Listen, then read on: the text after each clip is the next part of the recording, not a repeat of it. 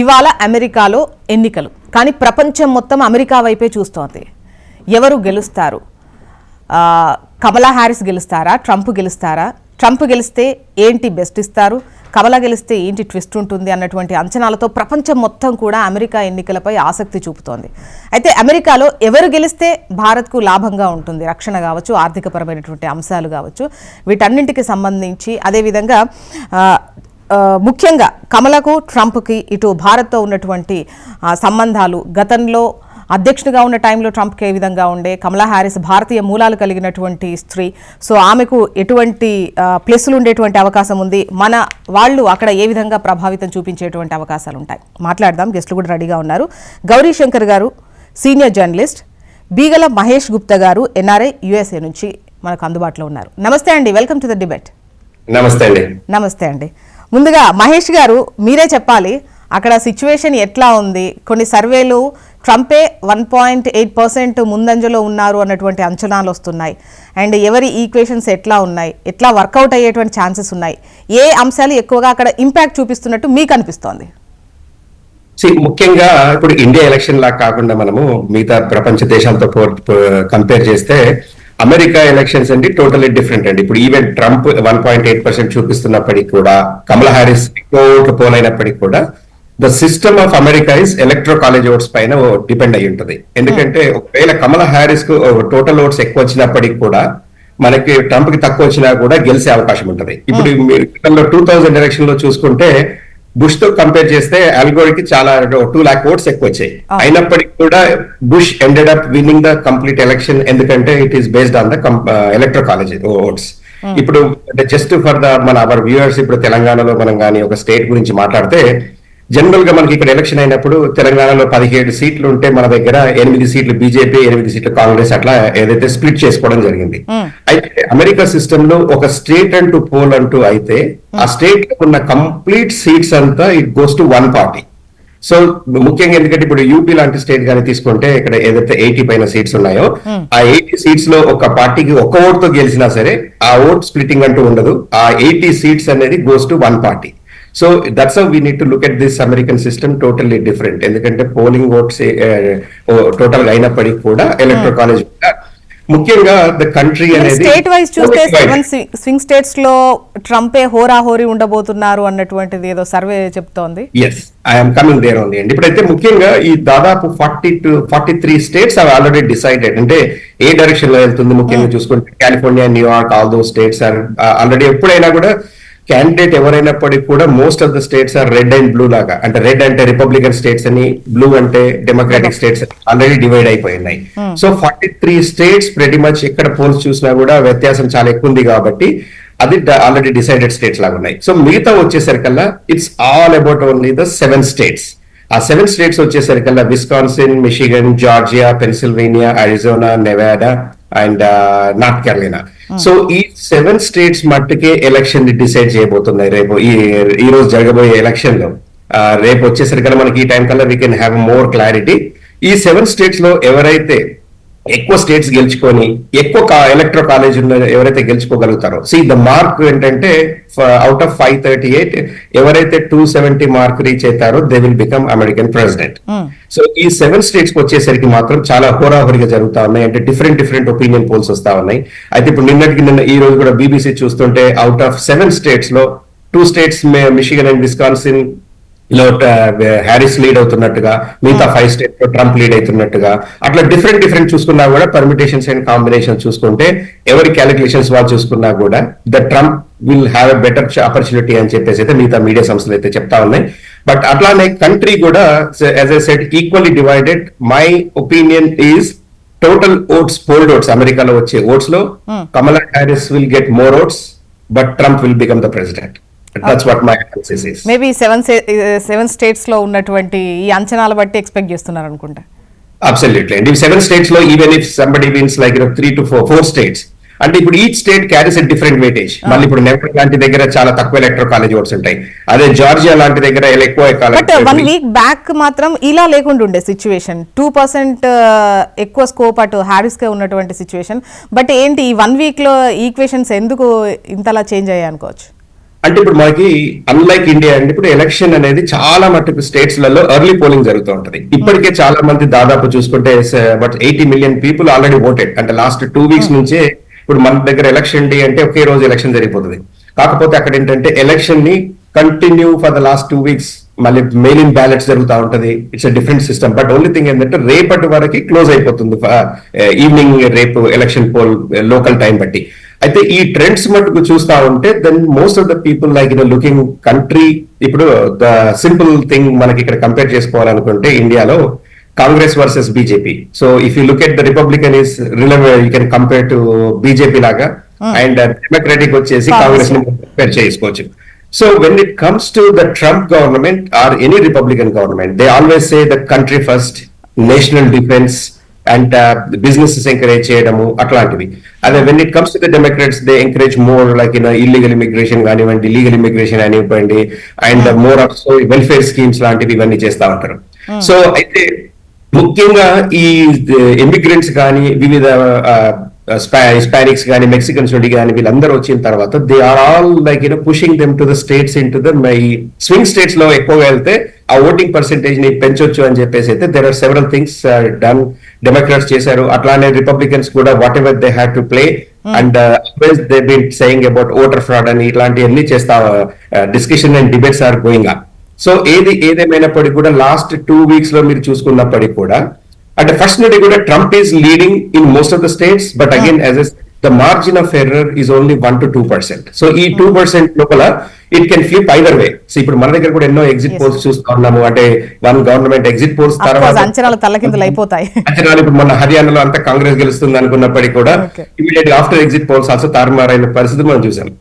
So ప్రస్తుతం మాత్రం ఇక్కడ అమెరికాలో ఎంత చాలా మటుకు క్లోజ్ పోల్స్ వచ్చినప్పటికీ కూడా but margin of error general గా 3% ఇస్తారు, కానీ ఇప్పుడున్న మార్జిన్ మాత్రం అందరికి 2% మధ్యలో ఉంది. సో ఈ 2% can be changed, but Trump teams are confident again, even the country is confident that the Trump will be back అనేది. But definitely as I said, total votes poll vote మట్టుకు కమలా Harris కి ఎక్కువ వచ్చే chance ఉంది. Okay, Gauri Shankar గారు మీ విశ్లేషణ ఏంటి? అంటే ఎవరు గెలిస్తే భారత్ కు బాగుంటుంది? జనరల్లీ అమెరికా ఎట్లా ఉంటుందంటే ఏ కంట్రీ అయినా కూడా ఎకనామికల్లీ సౌండ్ ఉంది, మంచి స్టేబుల్ గవర్నమెంట్ ఉంది, డెమోక్రసీ ఉంది అని అంటే డెఫినెట్లీ వాళ్ళ గవర్నమెంట్ కి సపోర్ట్ ఇస్తుంది. And India been a very close ally of US. Maximum మన ఇండియన్స్ ఫస్ట్ కంట్రీ ఏదైనా వెళ్ళాలి అని అనుకుంటే అంటే ఫస్ట్ యుఎస్ఏ చూస్ చేశారు, ఆ తర్వాత యూకే వెళ్తారు. కానీ ఇంక్లూడింగ్ కమ్యూనిస్ట్, ఈవెన్ మన కమ్యూనిస్ట్ లీడర్లు కూడా చూడండి, వాళ్ళ పిల్లలు చదువుతారు అంటే డైరెక్ట్ అమెరికాని చూస్తారు, కానీ ఏ రష్యాను చైనా పోయే వాళ్ళు ఉండరు. So America is the first destination for any Indian, ఎవరైనా కన్విన్స్ చెప్పుకుంటారు. అండ్ ఇప్పుడు ఈ ఎలక్షన్ మాత్రం డొనాల్డ్ ట్రంప్ కమలా హ్యారిస్ చూసి డొనాల్డ్ ట్రంప్ ఓపెన్ గానే తను ఇండియాకి సపోర్ట్ చేస్తా ఉన్నాడు, ప్రో ఇండియా స్టాన్స్ తీసుకున్నారు. తను ఓపెన్ గానే మోడీ గారు ప్రేజ్ చేశారు, ఓపెన్ గానే తన హిందూస్ ని ప్రేజ్ చేశారు.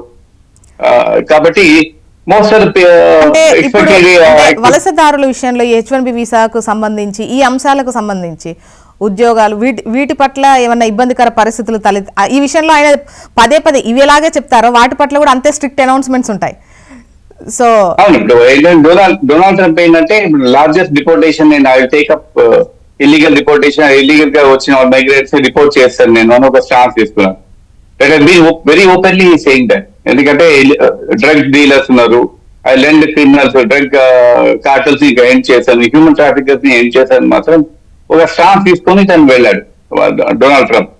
How far he will succeed is a different thing. ఎందుకంటే ఇప్పుడు కాదు, ఎన్నో ఎలక్షన్స్ మనం ఇంటనే ఉన్నాము. ఇల్లీగల్ ఇమిగ్రెంట్స్ ఉన్నారు, we have to remove them అని ఒకటి ఉంటారు. కొంతమంది అంటే లేదు we have to accommodate them, ఇండియాలో వచ్చేస్తారు. ఎందుకంటే America in fact most of the Americans are settlers from various countries.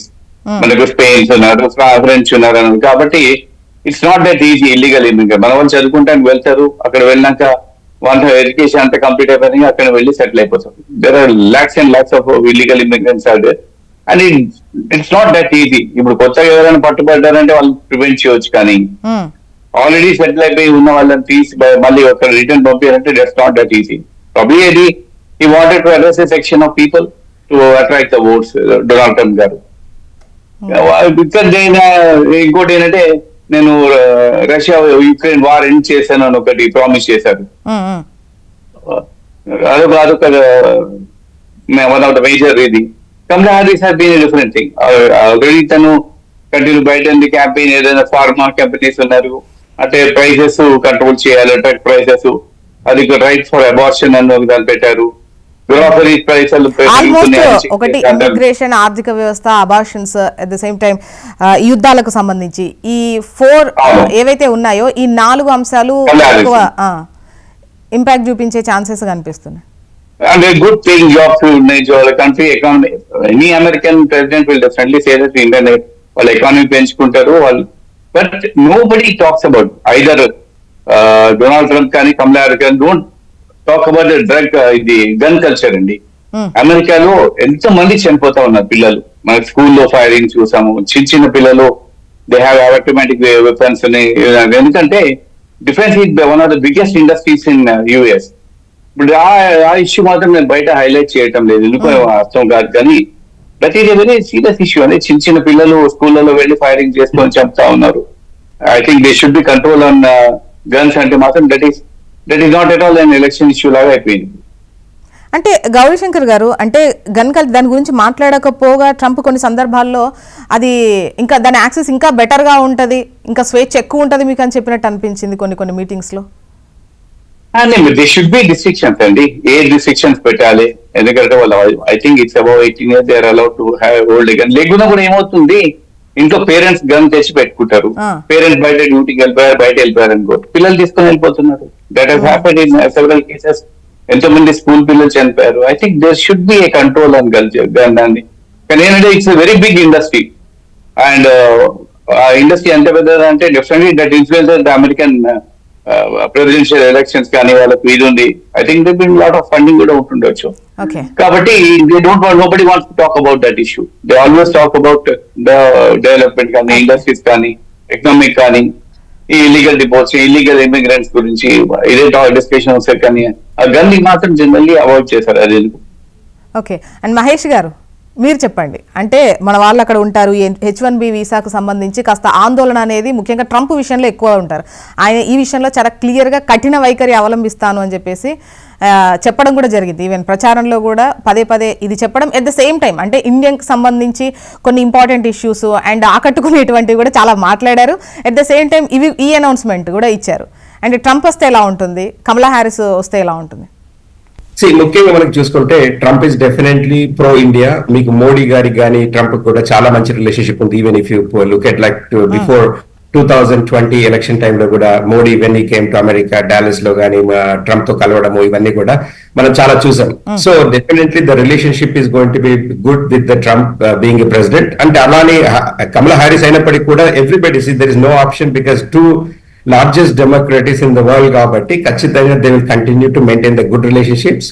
అయితే ముఖ్యంగా మీరు ఏదైతే H1B వీసా లాంటి ఏవైతే అంటున్నారో definitely there might be some changes. But అయినప్పటికీ కూడా both the governments nobody is against the legal immigration.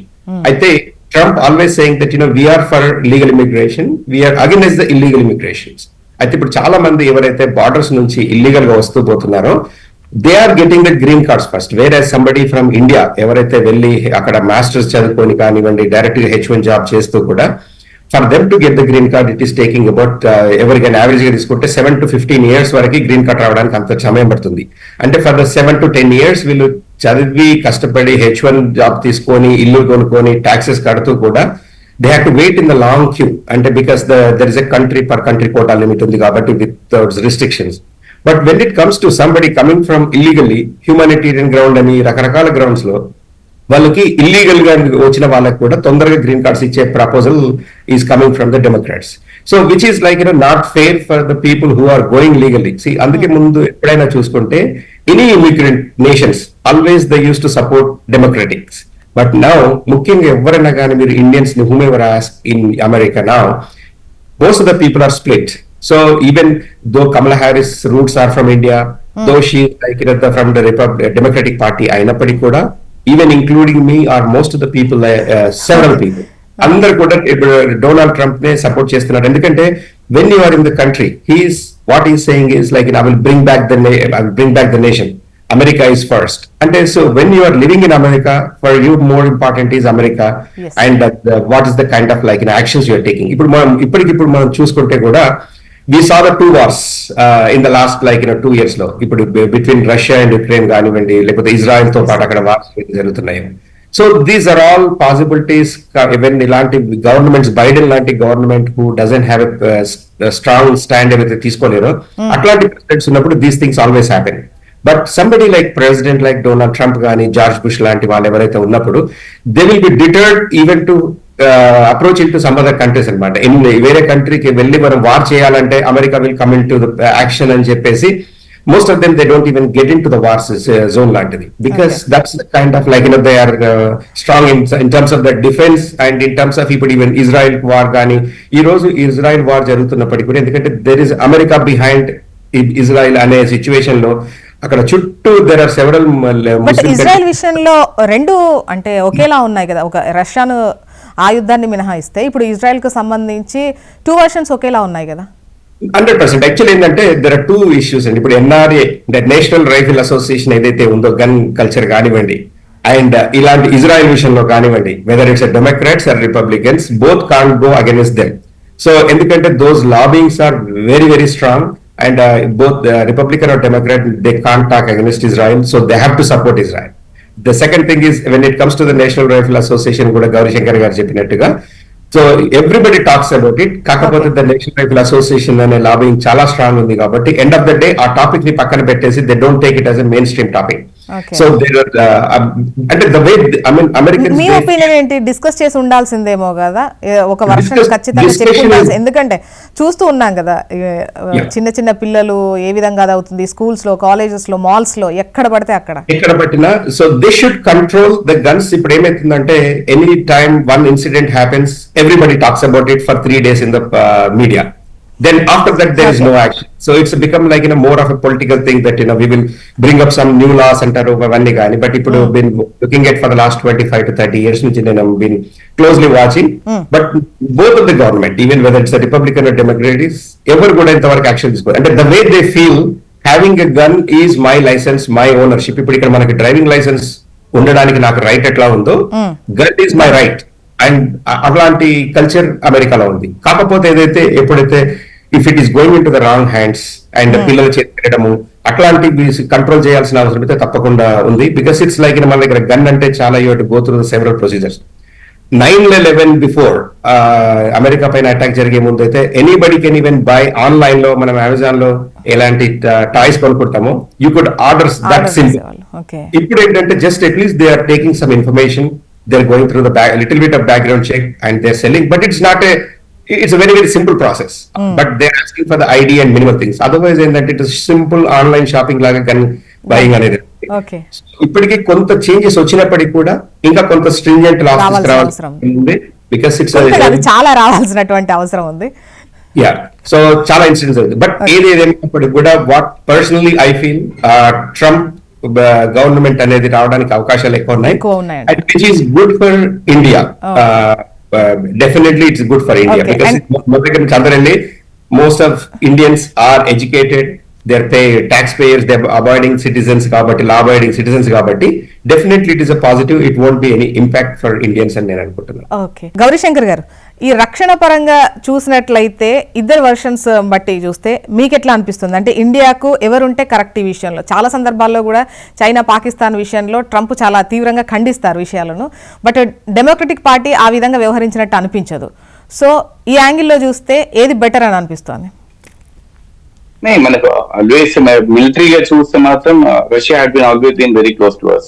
Russia ఎందుకంటే రష్యన్ మిలిటరీ ఎక్విప్మెంట్ సప్లై చేసిందండి. సబ్సిక్వెంట్లీ ఏంటంటే యూఎస్ కూడా బికాస్ మనం ఎకనామిక్ పవర్ గా ఎప్పుడైతే డెవలప్ అయినామో, ఎకనామికల్లీ స్ట్రాంగ్ అయినామో, ఇప్పుడు యూఎస్ లో కూడా no they have lot of respect for Indians no, and lot of Indian Americans they are in holding very high position, particularly software area industry ఎప్పుడైతే growth అయిందో చాలా టాప్ ఆఫీసర్స్ అంతా US లో అయినారు. దాంట్లో ఇండియా రెస్పెక్ట్ కూడా చాలా పెరిగింది యుఎస్ లో, and Indians are been respected lot ఇండియాలో, యుఎస్ లో కానీ, యూకే లో కానీ, because they are highly educated and they are generally trouble free, they don't create any nuisance, and they are holding very good positions లో ఉన్నారు కాబట్టి Indians కి మాత్రం మంచి రెస్పెక్ట్ వచ్చేసింది యుఎస్ లో కానీ ఎనీ అదర్ వెస్టర్న్ నేషన్స్ కానీ ఉంది మనకి. కాబట్టి డెఫినెట్ గా మనకు ఏ గవర్నమెంట్ వచ్చినా కూడా ముఖ్యంగా అంటే దేశాల మధ్య ఉన్నటువంటి వైరుధ్యాలను తగ్గించే విషయంలో కావచ్చు, మన వైపు నిలబడే విషయంలో కావచ్చు, ముఖ్యంగా చైనా అండ్ పాకిస్తాన్ విషయంలో క్లియర్ స్టాండ్ ఇటు రిపబ్లిక్ పార్టీకి ముఖ్యంగా ట్రంప్ కి ఉంటుంది అని అనిపిస్తోంది.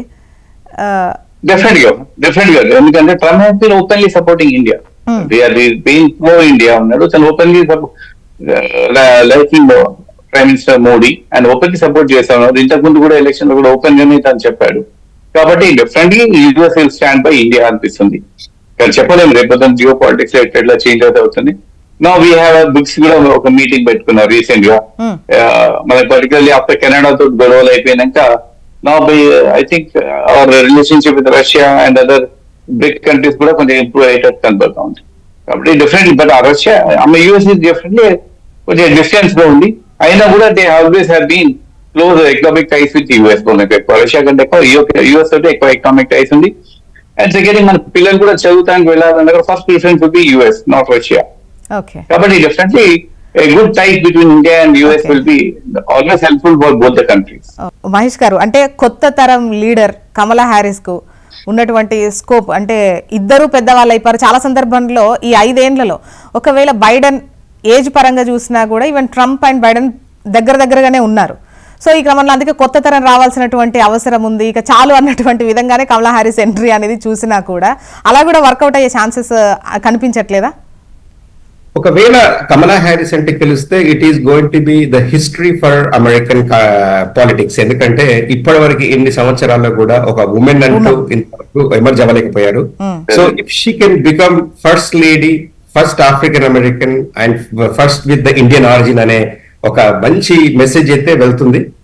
And hope let's hope. And Hillary Clinton had an opportunity 8 years back, అప్పుడు తను గెలవలేకపోయింది. బట్ అయినప్పటికీ కూడా now she has the first opportunity. But age wise definitely Biden and Trump, they are close to 80s plus atla unnapadi kuda we saw the debates lo last time chuste the age anedi Biden lo kanabadindi and he couldn't even debate in the అందుకే తను election నుండి తప్పుకోవాల్సిన అవసరం పడింది.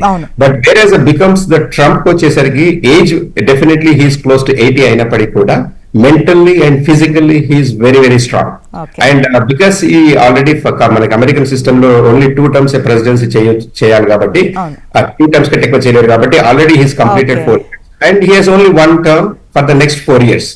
And people are confident, people are believing that he is fit and mentally physically and he can rule the country and confidence. చూడాలండి మరి America మొదటి మహిళ అధ్యక్షురాలుగా కమలా హ్యారిస్ చరిత్ర సృష్టిస్తారా, లేదంటే అధికారాన్ని కోల్పోయిన ట్రంప్ మళ్ళీ అధికార పీఠం ఎక్కుతారా అనేది తేలబోతుంది. ఇవాళ ఎన్నికలు జరుగుతాయి. And thank you so much అండి డిస్కషన్లో పాల్గొని మీ అభిప్రాయాలను వివరాలను తెలియజేస్తాం. Thank you so much Mahesh గారు అండ్ గౌరీ శంకర్ గారు. థ్యాంక్ యూ సో మచ్ అండి. ఇది వాళ్ళ న్యూస్ అనాలిసిస్. చూస్తూనే ఉండండి హెచ్ఎంటీవీ. వార్త ఆగదు, నిజం తాగదు.